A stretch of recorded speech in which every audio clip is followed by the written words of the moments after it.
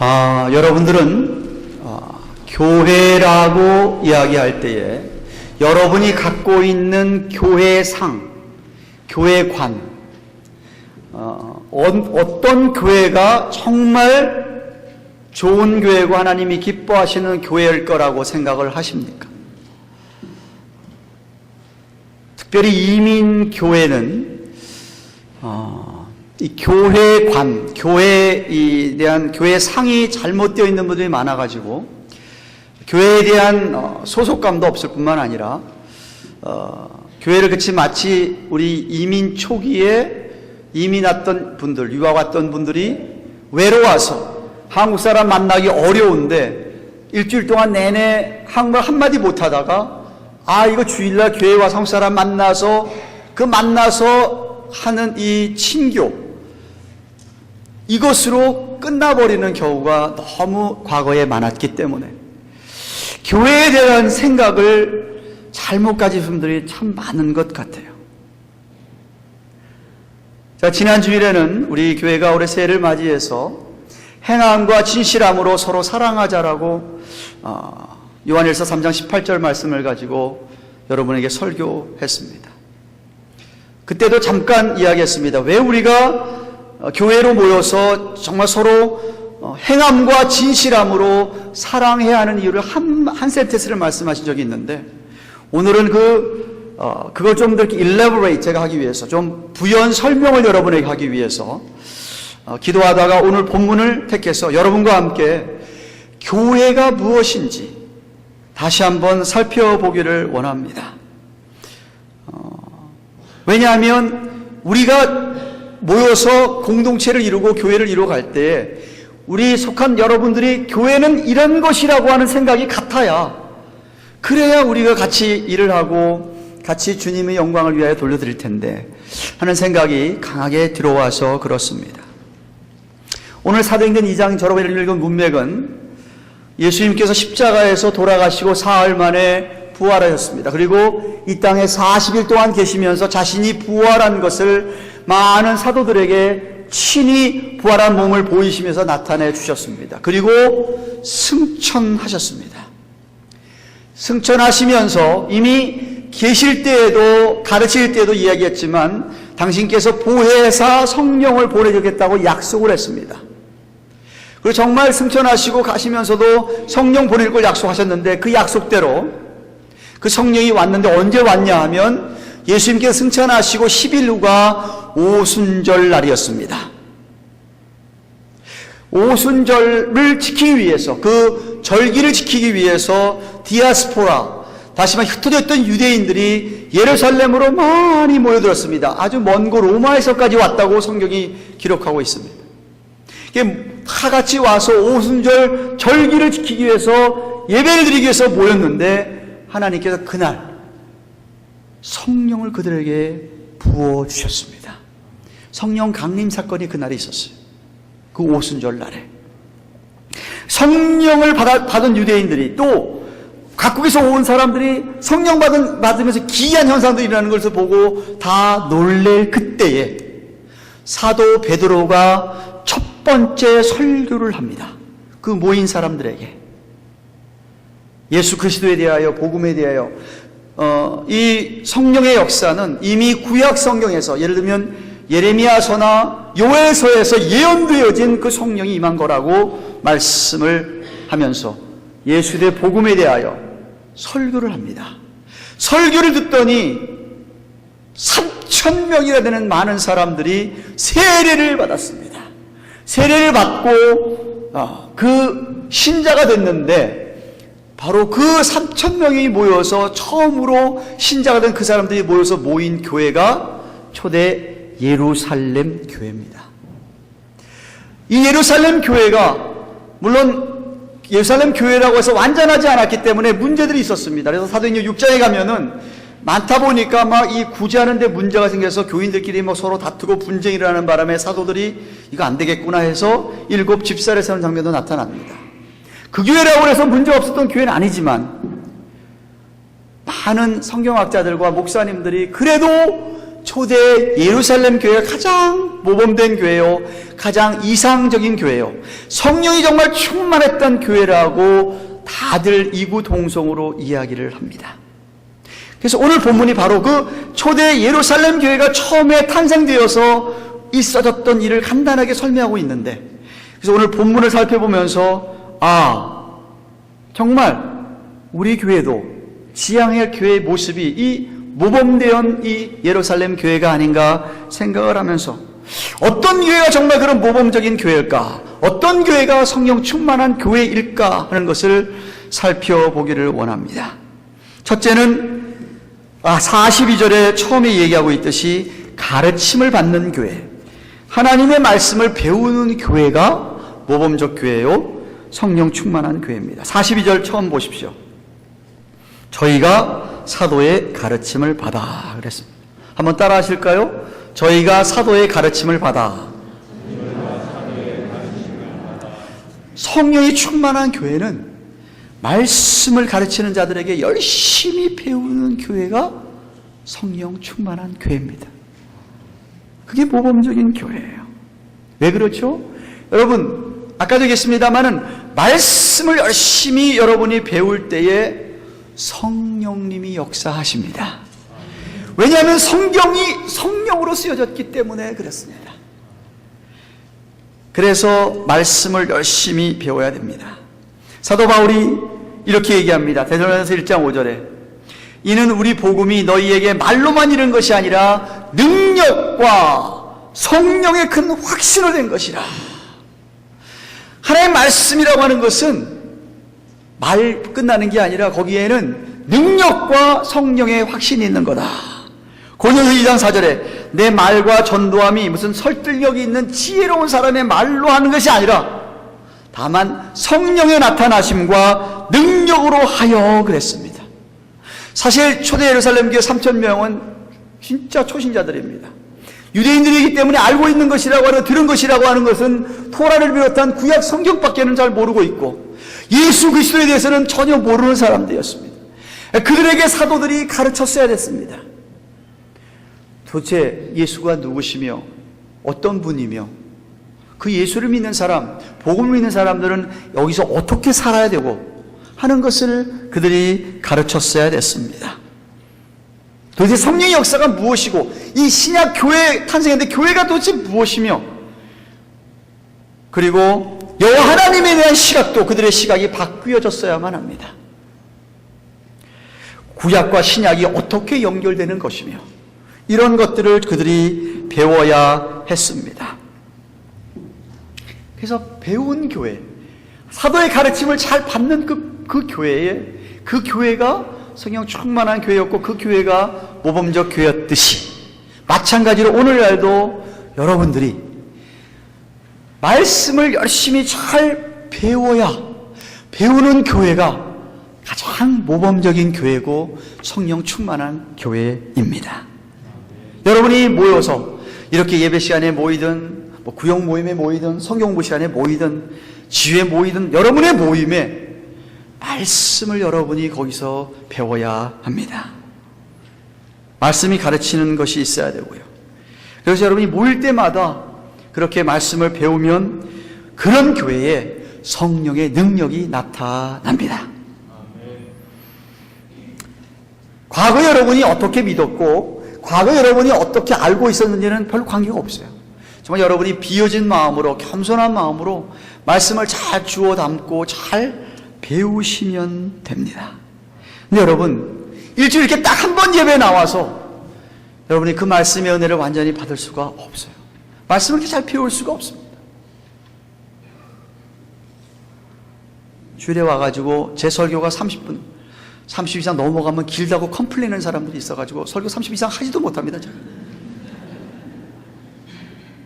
이 20, 30분 되는 설교 들으면서 여러분이 말씀에 일주일 동안 살아갈 걸 다 받는다고 No way, 호세. 그럴 수가 없어요. 그럴 수가 없어요. 왜 3일 저녁 예배, 수요예배가 있는 줄 아세요? 사람은 작심 3일이거든요. 주일날 결심한 거 수요일 가면 다 까먹거든요. 그러니까 수요일에 또 나와서 또 배우는 거예요.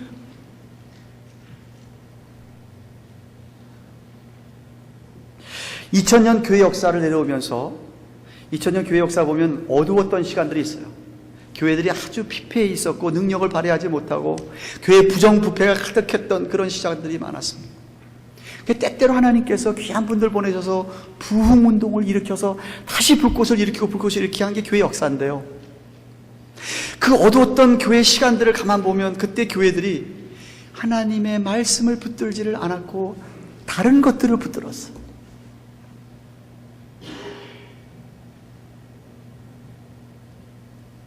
말씀을 중요시하지 않는 그런 결과 교회가 힘을 잃어버려요. 사람들이 영적인 상태가 그냥 밑바닥을 치는 거예요. 여러분이 진정으로 교회에 참된 부흥을 원한다면 정말 모든 것을 다 잃어버려도 좋지만은 이것만은 안 된다라고 생각하셔야 될 것이, 목숨을 걸고 여러분이 붙들어야 될 것이 하나님의 말씀입니다. 그렇기 때문에 여러분이 기회가 주어지면 수요 예배든 구역 성경 모임이든 제자 훈련 시간이든 하여튼 여러분이 기회가 있으면 모임에 참석하셔서 하나님의 말씀을 적극적으로 배우시기를 바랍니다. 더 따라하십시오. 주여 말씀하옵소서. 주의 종이 듣겠나이다. 그런 자세로 여러분이 모임을 대하시는 여러분 되시기를 축원합니다. 둘째로 어떤 교회가 모범적 교회입니까? 예수 그리스도의 사랑으로 교제하는 교회입니다. 42절을 계속 봅니다. 저희가 가르침을 받아 그 다음 뭐라고 얘기하고 있냐면 서로 교제하며 그랬습니다. 따라하십시오. 서로 교제하며. 여기 교제라는 말 헬라어의 코이노니아 여러분 많이 들어보셨을 겁니다. 영어로 fellowship이라는 겁니다. 이 단어가 요한일서 1장 3절에 이렇게 써 있습니다. 사도 요한이 이렇게 얘기합니다. 우리가 보고 들은 바를 너희에게도 전함은 너희로 우리와 사귐이 있게 하여, 너희로 우리와 사귐이 있게 하려 함이니, 교제가 있게 하려 함이니, 우리의 사귐 교제는 아버지와 그 아들 예수와 함께 함이라 그랬어요. 다시 말하면 여러분이 예수를 믿어서 하나님을 인격적으로 만나게 되신 분이라고 한다면, 그런 분들이라고 한다면 여러분은 다른 성도들과 사귐과 교제를 가지셔야 한다는 거예요. 아니 그렇게 될 수밖에 없다는 거예요. 당연하다는 거예요. 왜죠? 우리는 가족입니다. 가족. 여러분의 아버지가 누구예요? 우리 아버지, 제 아버지도 하나님이거든. 우리 하나아버지 하나님이죠. 예수님의 피로 말미암아 맏아들 장남이 누구냐 하면 예수님이고, 우린 다 그의 어댑트, 양자된 자라고 그랬어요. 다 우리가 패밀리예요.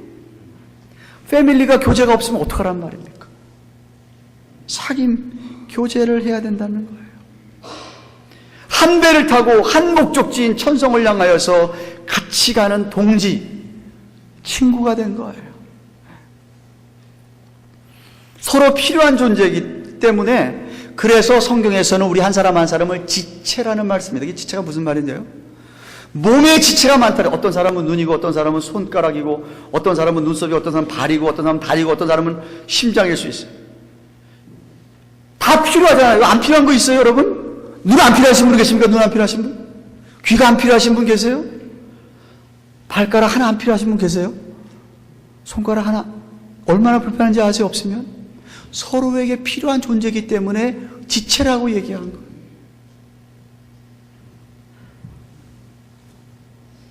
한 몸 되어서 지체, 하나님의 사랑을 경험했고 하나님의 사랑이 우리 안에 있기 때문에, 그래서 우리는 그 사랑 가지고 서로 교제를 나누는데, 제가 지난주 설교한 것처럼 교제 나누고 사랑할 때에 행함과 진실함을 하자는 거였어요.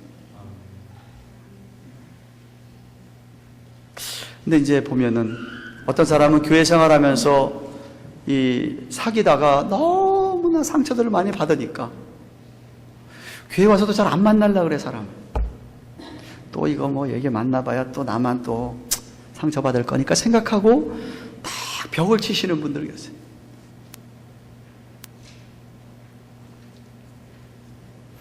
결코 바람직스럽지도 않고 잘못된 거예요. 우리는, 여러분, 내 브라더리 나한테 잘못해서 실망했다고 야 너 브라더 안 해. 나 너하고 안 사귀. 이럽니까? 여러분 친 브라더, 친 시스터리 요즘은 그런 사람도 있습니다만은 정말 그런 사람도 있더라고요. 누가 제일 가슴 아파요? 부모가 제일 가슴 아프죠. 자기 뱃속에서 엄마가 자기 뱃속에서 똑같이 낳는데 서로 싸워가지고 말도 안 하면 그 부모의 심정에 칼 꽂는 거 아닙니까? 부모 아니라서 몰라요? 마찬가지예요. 좀 실수하고 잘못해도 용납하고 용서하고 이래야지 그 부모가 얼마나 기뻐하고 좋아하겠어요. 하나님 아버지도 마찬가지예요. 우리 다 실수할 수 있어요. 잘못할 수 있어요. 그거 좀 덮어주고 용서하고 좀 이렇게 그거가 있어야 하나님이 기뻐하신다는 얘기하는 거예요. 여러분은 뭐 잘못 한 번도 안 합니까? 하잖아요. 오히려 내가 부족한 거, 상대방이 부족한 거 내가 좀 채워주려고 하고 그러잖아요. 그게 행함과 진실함으로 우리가 사랑하고 교제하는 게 있어져야 그런 교회가 모범적인 교회고 성령 충만한 교회라는 거예요.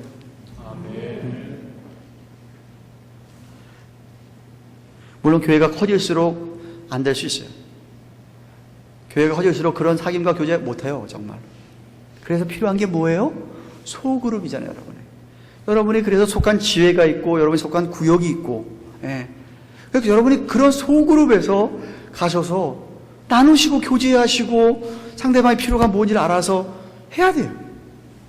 사귐이 있어야 돼요. 교제가 있어야 돼요. 오늘 본문 보세요. 44절 45절 보세요. 믿는 사람이 다 함께 있어 모든 물건을 서로 통용하고 재산과 소유를 팔아서 각 사람의 필요에 따라 나누어 주고 그래서 초대 예루살렘이 그랬어요. 근데 물론 그때는 정말 교인들이 가난했습니다. 마치 우리나라 50년대 전쟁 끝나고 피폐했던 그런 우리나라 사회상에 있던 그때 당시를 생각해 보시면 됩니다. 정말 로마 제국 압제하에서 자기 것 없고 그냥 도망가며 살다시피 하고 카타가며 살다시피 하니까 진짜 가난한 사람들이었기 때문에 조금이라도 있는 사람이 그런 가난한 사람 옆에 오고 가만히 있을 수가 없어. 다 자기 물건을 갖고 와서 통용했다는 그런 뜻이에요. 오늘날 여러분 다 잘 살잖아요. 여러분 다 먹을 게 없어 굶어 죽는 사람은 제가 볼 때 하나도 없는 것 같아요. 미국에서. 그러니까 그렇게 안 해도 괜찮아요. 그러나 여기서 우리가 그 정신, 주님 말씀하시는 포인트를 잡고 정말 상대방을 알고 이분에게 가장 필요한 게 무엇인지를 알아서 그것을 우리가 어떻게든지 채워주려고 해야 그게 사랑이 아니냐는 얘기하는 거예요. 그래야 된다는 거예요.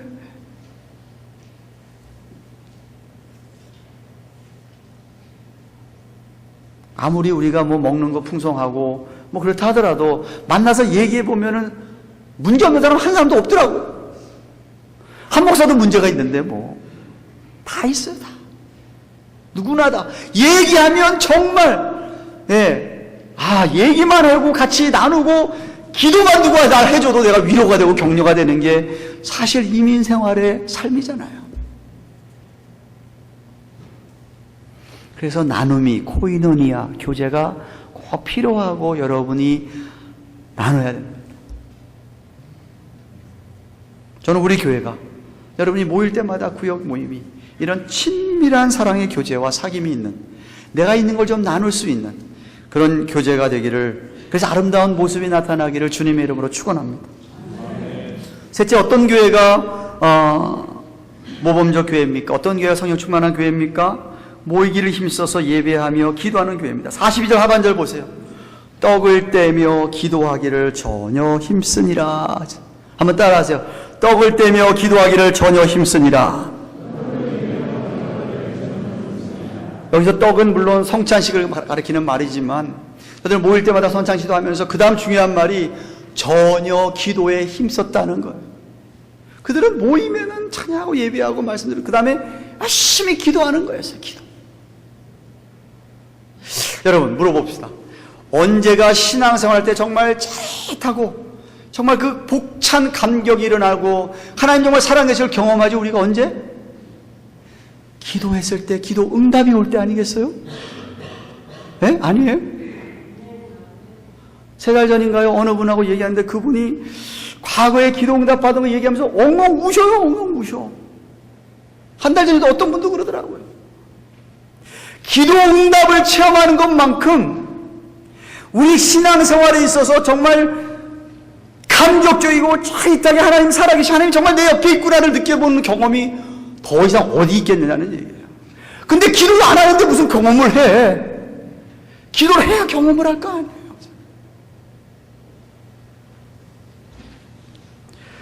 (46절) 하반절에 이렇게 집에서도 떡을 떼며 기쁨과 순전한 마음으로 음식을 먹고 하나님을 뭐하며? 찬미하며. 찬미가 기도 아니겠어요? 찬송하고 기도하고 집에서도 그랬다는 거예요. 성전에 모이든지 집에서 모이든지 예배를 드리고 한 마음으로 힘써서 찬송하고 서로 기도해주고 정말 모임이 순수했다 이 말이에요. 순수했다 이 말이에요. 사람들이 모이는 어떤 단체에서는요, 가만 보면 그 어떤 단체가 생기면 그 단체에서 서로 위에 올라가서 가지고 자기가 주도권을 잡고 이끌려고 하고 주도권을 잡고 이렇게 우두머리가 돼서 섬김 받으려고 하는 그런 게 사람 모이면 다 그런 것 같아요. 그래가지고 아니면은 자기 밥그릇 꼭 챙겨야 되는. 예. 근데 교회는 그런 데가 아니에요. 예루살렘 교회는 그런 게 없었어요. 모이면은 그냥 하나님의 은혜를 더 사모하면서 말씀을 듣고 그냥 찬송하고 기도하는 데 있었다 이 말이에요. 근데 그게 아니라 교회도 사람 모이는 거예요. 사람 모이면 누군가가 또 이렇게 폼이나 잡으려고 그러고 일을 하려고나 하고 만약에 진짜 자기 밥그릇이나 챙기려고 한다면 그거는 교회 아니죠. 그건 교회가 아니지. 무슨 향후의 모임이지 무슨 그거 아니잖아요. 예루살렘 교회는 그렇지 않았다는 얘기예요. 그런데 관심이 전혀 없었어요. 모이면 어떻게 하면 내가 하나님의 은혜를 더 받을까에 관심이 다 있었습니다. 바로 이런 모습이 모범적인 교회의 모습이요, 성령 충만한 교회의 모습이에요. 그렇기 때문에 저와 여러분이 모이기만 하면 하나님의 은혜를 사모하고 자꾸만 모이면서 그렇게 모이면 말씀, 기도, 찬송, 교제. 우리 교회가 이런 교회일까? 힘써 모이는 교회. 여러분 잘 모이십니까? 교회에서 무슨 모임이 있다고 하면 관심을 가지고 좀 모여주셔야 되는데 새벽 기도도 좀 열심을 내셔야 돼요. 작년에 부흥회 끝나고 나서는 새벽 기도도 많이 모이더라고요. 토요일 날이면 50명 이상이 막 60명이 모였댔어요. 근데 또 어느덧 가라앉히더니 요즘은 잘 모이지도 않았어요. 수요예배도 마찬가지예요. 수요예배 힘쓰셔야 됩니다. 뭐 수요일날 저녁에 특별히 일하시는 분은 제가 이해를 해요. 일하는데 어떻게 옵니까? 못 오죠. 근데 여러분이 집에서 일도 안 하고 수요일날 저녁에 시간이 한량한데 앉아서 TV나 틀어놓고 무슨 비디오나 보든지 인터넷 뒤지고 있다고 한다면 여러분은 영적으로 결코 잘할 수가 없습니다. 아니 피폐해질 수밖에 없어요.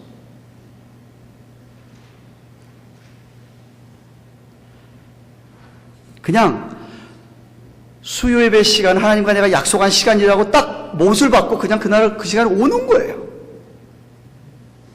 아이 목사님 요즘 교회에 수요예배 안 배우는 교회도 많은데 왜 목사님 굳이 수요예배까지 만드십니까? 저한테 다른 교회 얘기하지 마세요. 제발 다른 교회 얘기하지 마세요. 제가 배운 교회로는 그런 게 아니에요.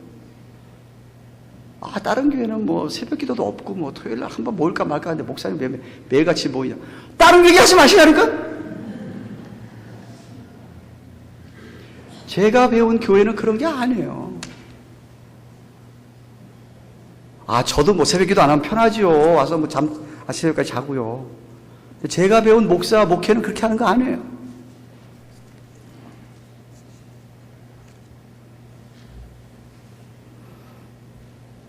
봐봐, 여러분의 구역 모임 어떻습니까? 구역 모임에 왜 안 가시는지 이해가 안 돼요. 구역 모임 참석하셔야 됩니다. 그렇게 작은, 많이 모이는 거 아니잖아요. 기껏 모여야 10명, 10명도 안 돼요. 모여서 뭐예요? 모여서 뭐 하죠? 같이 밥 먹잖아요. 여러분, 같이 음식을 먹으면서 가장 가까워지는 거 아세요? 모르셔요? 저한테 밥 사줘 보세요. 저랑 가까워집니다. 여러분, 누가 같이 밥 먹어보세요. 진짜 가까워진다니까요.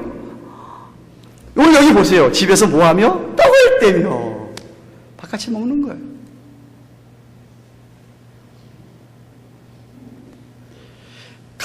음식 같이 먹지요. 같이 말씀 공부하지요. 찬양 같이 하지요. 같이 기도하지요. 교제하지요. 그런 이상 좋은 시간이 어디가 있겠습니까? 아니, 저는 이민생활 하면서 여러분 어디에 나가서 골프 치는 게 나갈 삶습니까? 한번 휘둘러는 게 스트레스 다 빠진다고?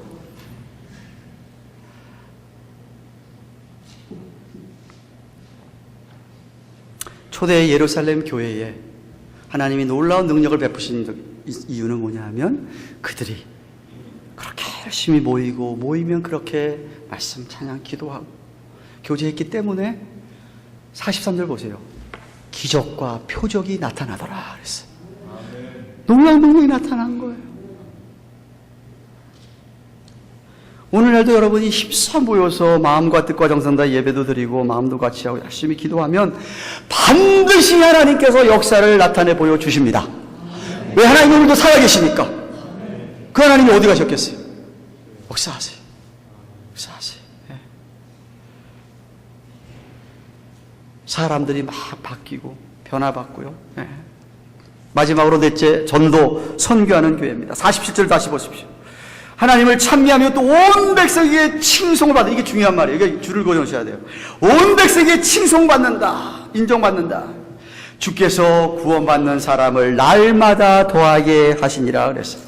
다시 말해 성경 말씀을 가르침을 제대로 받듣고 그 다음에 열심히 교제하고 뜨거운 감격으로 모이면서 힘써 기도하고 그랬더니 후에 나타나는 게 뭐냐 하니까 온 백성에게 칭찬을 받고 인정을 받으면서 그러다 보니까 주께서 날마다 믿는 자의 사람을 더하게 하셨다. 잃어버린 영혼을, 그죠? 주위에 방황하는 영혼들을 주께로 인도했다. 여러분, 모범적인 교회는요, 전도하는 교회가 모범적인 교회예요. 선교하는 교회가 모범적인 교회. 네. 사도행 1장 8절에 뭐라 그랬죠? 오직 성령이 너에게 임하시면 너희가 권능, 권능을 받고 예루살렘은 내 집 근처 여기. 유다 조금 더 멀리에요. 여기서 얘기하자면은 뭐 메릴랜드 주점, 사마리아 더 먼데. 그 다음에 땅끝까지 저 아프리카 남미까지 증인이 된다고 그랬었어요. 증인이 된다 그랬어요. 성령을 받은 사람이라고 한다면 여러분 옆에 있는 주위 사람들에게 뭔가 증인된 삶을 살 수밖에 없습니다. 그러니까 예루살렘 교회 교인들이 모여서 이렇게 하고 밖에 나가서 생활하면서 안 믿는 사람하고 부딪히면서 안 믿는 사람들에게 칭찬을 받았다는 거예요. 여러분 잘 들으세요. 여러분 예수를 잘 믿잖아요. 안 믿는 사람들 여러분 칭찬합니다. 인정합니다. 예수를 믿으려면 정말 저렇게 믿어야지. 너는 왜 이렇게 믿냐 이렇게 된다니까. 안 믿는 사람이 이렇게 얘기, 안 믿는 사람이. 안다니까요, 그들도. 칭찬을 받는 거예요. 야, 저 사람은 엊그저께 병원에 갔다가 불치병, 암이라고 선고받아가지고 얼마 못 산다고 그랬는데도 아니 전혀 뭐 그거 가지고 저는 힘든 게 하나도 안 보이고 웃음이 떨어지질 않고 계속 찬송하고 왜 그래? 이상하다. 저 사람에게 뭐가 있어서 그렇지? 그게 증거예요. 그게 증거. 장사 안 돼가지고 진짜 새내기도 힘든데 그래서 막 정말 안 믿는 사람은 그럴 때 그냥 뭐 하죠? 술로 가고 뭐 입에서 나오는 게 욕이고 집에 가면 부부싸움이고 하는데 똑같은 장사하고 장사 똑같이 안 되는 거 아는데 이 사람 가정은 가보니까 이야기해보는데 전혀 그런 게 없어요. 오히려 더 행복해 보이고 가정이 화목해 보이고 뭔가 다르다 이거야. 바로 그 말씀이 여기서 이야기하는 칭송을 받는다는 이야기예요. 사람들이 관심을 가지고 도대체 당신이 믿는 하나님이 누군데? 나도 한번 알아보자. 그게 전도입니다. 그게 증인이에요.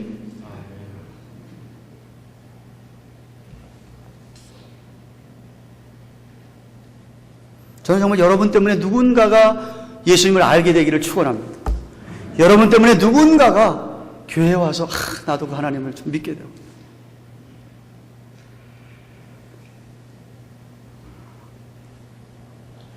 만약 그러지 못하다면 여러분이 한번 우리 자신을 진단해 봐야 돼요. 평가해 봐야 돼요. 이밸리에이션. 왜 나는 전도도 안 하고 있고 못하고 있고 왜 우리 교회는 전도가 안 되고 있느냐 하면 진단을 해봐야 돼요. 세 가지 이유. 오늘 얘기한 세 가지. 첫째는 말씀이 없고 말씀을 안 배우면 안 되는 거예요. 둘째는 교제 사귐이 진정한 교제 사귐. 하나님 사랑을 가지고 사귀는 사귐과 교제가 없으면 그렇게 되는 거예요. 셋째, 잘 안 모이고 기도도 안 하면 안 되는 거예요. 이게 안 되니까 안 되는 거예요. 그럼 내가 무엇이 부족해서 뭐가 안 돼서 판단을 하고 그걸 내가 고쳐가야 되지 않겠어요?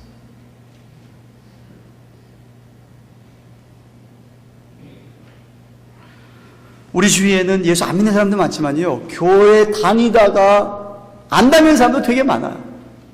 특별히 이 지역에서 더 그렇습니다.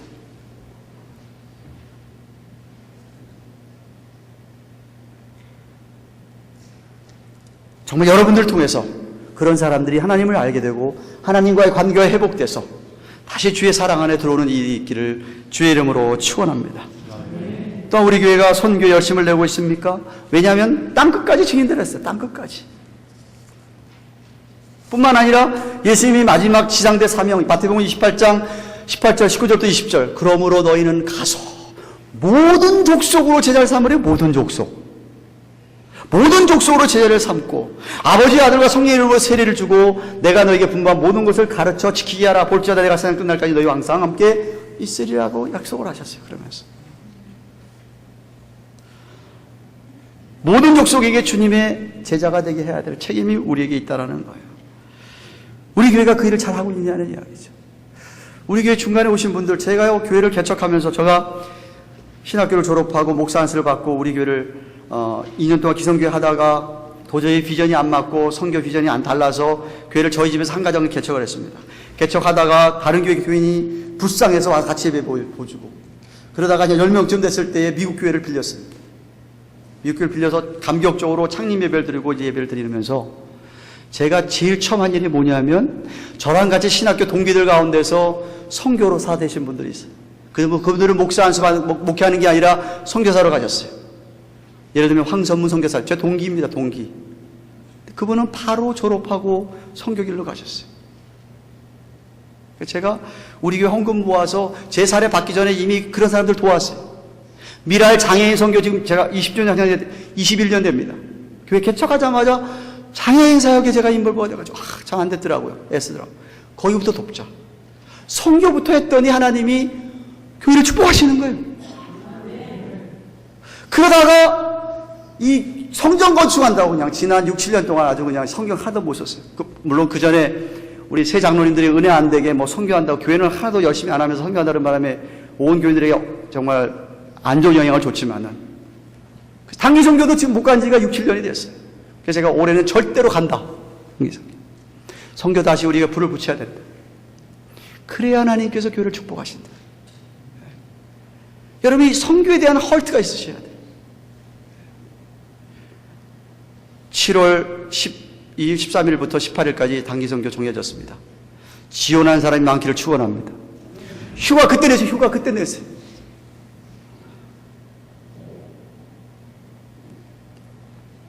여러분 잘 들으세요. 물론 교회가 예배 중요합니다. 예배 너무 중요하죠. 교회가 말씀 배우는 거 너무 중요하고 또 교회가 기도하는 거 너무 중요하고 교제하는 거 없으면 안 됩니다. 근데 왜 그런 걸 하냐 이거죠. 왜 하느냐 이거죠. 왜 하느냐고요?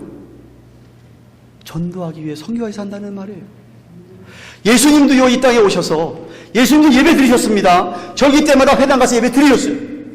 예수님도요 교제하셨어요. 12제를 데리고 3년 동안 먹을 거 필요한 먹을 거 제공하면서 교제하셨어요. 예수님도 기도하셨어요. 새벽 미명에 기도하셨어요. 예수님이 또 밤새도록 기도하신 적도 있으세요. 예수님 기도하셨어요. 왜? 누가복음 19장 10절에 인자에 온 것은 잃어버린 영혼을, 잃어버린 자를 찾아서 구원하려 하심이라. 주님께서도 예배드리고 기도하고 제대로 교제하신 이유는 뭐냐? 영혼을 구원하기 위해서 했다는 거예요. 교회도 마찬가지예요. 교회가 모여서 예배해야죠. 모일 때 예배해야죠. 예배해요. 말씀 잘 배워야죠. 교제 있어야 됩니다. 사랑 나누어야 됩니다. 그 다음에 뭐 하죠? 열심히 모이면 또 기도해야 됩니다. 왜 하냐 이거죠. 왜? 모였다가 헤어져서 나가면 전도하기 위해서라는 거예요. 그게 교회의 궁극적인 얼티밋 펄퍼스가 거기로. 우리가 다 같이 이런 교회 관이, 교회론이 우리가 함께 공유해야 되지 않겠느냐는 얘기예요. 제 말씀에는 성경이 하는 이야기니까요. 성경이 말하는 교회를 우리가 세워가는 것이 교회의 목적이 아니겠습니까?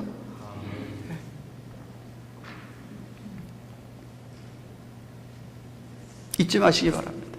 말씀했습니다. 사랑하는 교환가동교 여러분, 영국의 유명한 잔 스타트 목사님이 오늘 본문을 설명하면서 이렇게 말씀합니다. 성령이 충만했던 예루살렘 공동체 교회는 첫째, 사도들과의 관계가 좋았다. 사도들의 권위에 복종하며 그들에게 말씀을 잘 배웠다. 둘째로 그들은 다른 사람들과의 관계도 좋았다. 서로 사랑하며 나누는 친밀한 교제가 있었다. 셋째로 그들은 하나님과의 관계가 좋았다. 성전에서든 집에서든지 모이면 하나님께 예배를 드리고 기쁨으로 찬송 드리고 마음 아파요 기도를 드렸다. 그리고 그들은 세상과 이웃과의 관계도 좋았다. 복음을 전하는 교회였기 때문에 계속해서 부흥하였다. 이렇게 이기적이지 않고 자기들끼리만 즐거워하지 않는 교회가 바로 성령 충만한 교회다라고 그랬습니다. 여러분, 혹자가 얘기합니다. 제가 세가족반 들을 때마다 얘기합니다. 크리스찬이티, 혹자가 얘기합니다. 크리스찬이티, 기독교는 종교, 릴리전이 아니라 릴레이션십이다. 관계다. 하나님과의 관계를 맺게 되는 것이고 옆에 사람과 관계를 맺게 되는 것이 이 크리스찬이티, 릴리전이 아니다. 관계라. 얼마나 이 말씀을 설명을 잔산 목사님이 잘하는지 몰라요.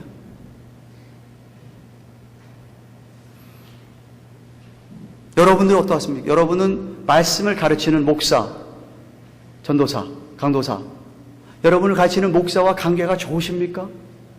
그분들의 여러분이 권위를 인정하고 말씀을 잘 배우십니까? 또 여러분 서로서로의 관계가 좋으십니까?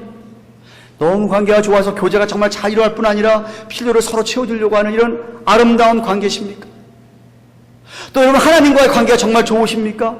그래서 하나님과 관계를 좋은 관계 때문에 늘 모여서 예배하고 찬송하고 기도하고 그렇습니까? 그리고 여러분은 세상에서 안 믿는 사람들과의 관계도 좋으십니까? 안 믿는 관계 좋은 이유는 뭐예요? 전도하기 위해서. 여러분 교회를 복잡하게 생각하지 마십시오. 설교 끝나고 시험 칠 거예요. 세 가지. 교회는 말씀, 교제, 기도. 따라하십시다. 말씀, 교제, 기도. 왜? 전도, 선교. 쉽죠? 교회 복잡하게 생각하지 마세요. 이거예요, 이거. 교회 이게 전부예요. 그래서 여러분이 저와 이런 똑같은 생각을 가지고, 교회가 이렇다는 걸 생각을 가지고, 여러분이 정말 관계를 중요하게 여기고, 하나님의 은혜에 감사하면서, 정말 주님을 사랑한다면 몸된 교회를 사랑할 수밖에 없어요. 제가 언젠가도 얘기했잖아요. 여러분이 주님 사랑하는데 교회 안 사랑한다는 모순이에요. 앞뒤 안 맞는 얘기예요. 주님 사랑하는 사람은 교회 사랑하게. 왜? 교회가 주님의 몸이기 때문에.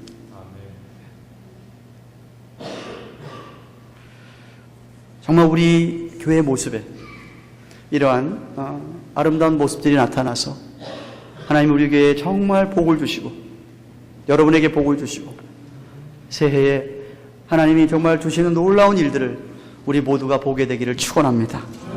기도하십시다.